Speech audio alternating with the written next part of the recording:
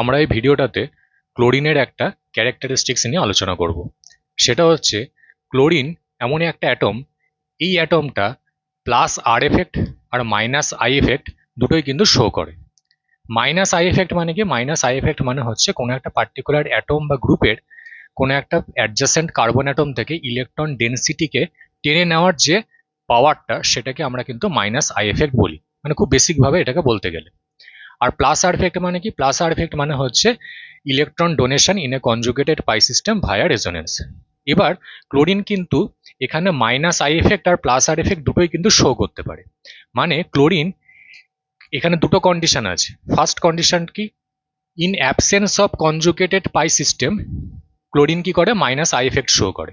মানে সাপোজ যদি আমরা মনোক্লোরো অ্যাসিটিক অ্যাসিড দেখি, সাপোজ আমরা এখানে ক্লোরিন অ্যাটম নিলাম, এখানে CH2 আছে, এখানে COOH আছে। এই মলিকুলটাতে ক্লোরিন কিন্তু মাইনাস আই এফেক্ট শো করবে। এই ক্লোরিনটা কি করবে? মাইনাস আই এফেক্ট শো করবে, কারণ এখানে কনজুগেটেড পাই সিস্টেম নেই। কনজুগেটেড পাই সিস্টেম মানে কি?